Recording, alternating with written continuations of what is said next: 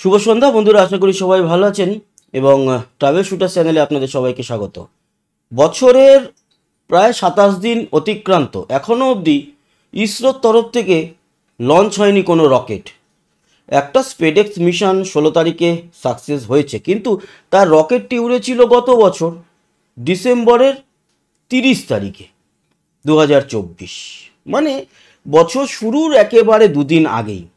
কিন্তু 2025-এ এখনও অবধি কোনো রকেট ওড়েনি। তো আপনাদের জন্য জানিয়ে রাখি যে এবছরের 2025-এর প্রথম রকেট উঠতে চলেছে ইসরোর তরফ থেকে সতীশ ধাওয়ান স্পেস সেন্টার থেকে জিএসএলভি মার্ক 2 এবং F-15, মানে এর মডেল হচ্ছে 15 নম্বর উড়ান হতে চলেছে জিএসএলভির এবং যাবে একটি উপগ্রহ INRSS।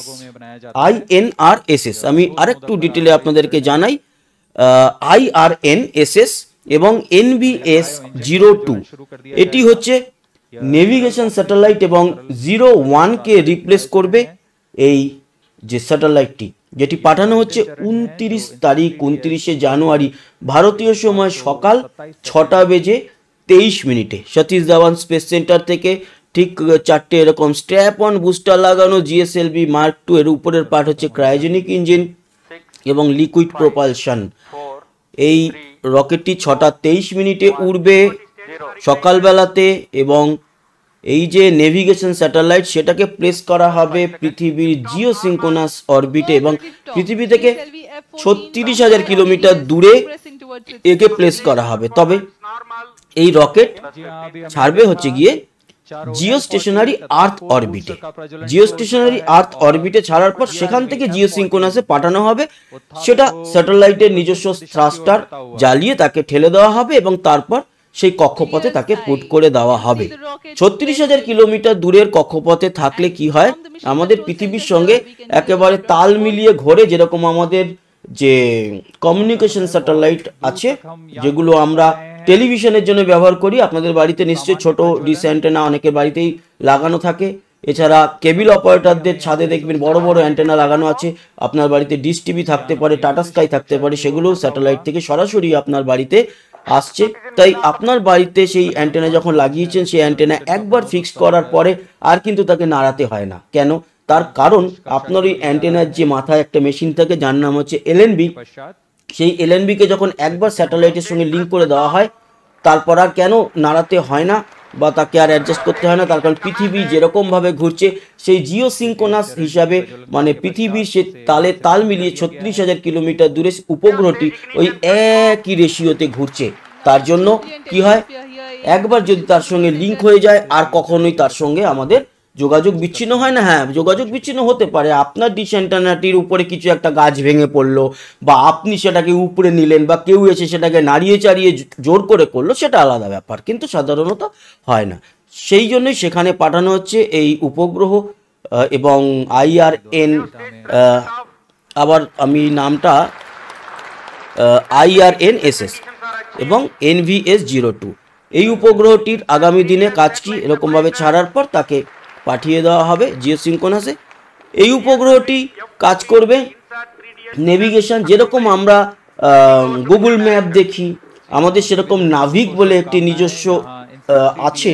তবে সেটি এখনো পাবলিকলি পুরোপুরি কেন দেওয়া হয়নি, তার কারণ এখনো পারফেক্ট নয়। আরও কাজ চলছে। একেবারে পারফেক্ট হওয়ার পর সাধারণের সেবায় সেটি আসবে, তার জন্য কাজ চলছে, একটু সময় লাগবে। ইসরো এই ব্যাপারে খুবই তৎপর এবং সেই ব্যাপারে এগিয়ে চলেছে, প্রতিনিয়ত কিন্তু কাজ করছে। তো এই যে উপগ্রহটি লঞ্চ, আশা করি এবছরের প্রথম উপগ্রহ লঞ্চ হচ্ছে, আশা করি না, এবছরের প্রথম রকেট লঞ্চ হচ্ছে ভারতের তরফ থেকে।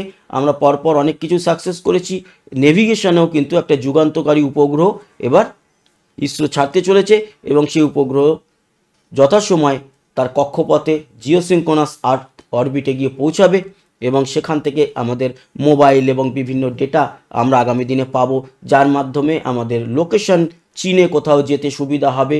বিভিন্ন কোম্পানিকে আমরা ভাড়া দিতে পারবো সেই নেভিগেশন স্যাটেলাইটের ডেটা। যেরকম আমরা অনেক সময় উবের, ওলা, যেই ক্যাবগুলো ইউজ করি, মোটর বাইকে করে আজকাল ওলা উবেরের সার্ভিস দিচ্ছে, তারপরে জোম্যাটো, সুইগি, অনেকগুলো কোম্পানির অ্যাড দিয়ে দিলাম আমি। পয়সা তো দেবে না। আর আমি অ্যাড এমনিও দিই না, এমনি আমি জাস্ট বোঝানোর জন্য বলছি।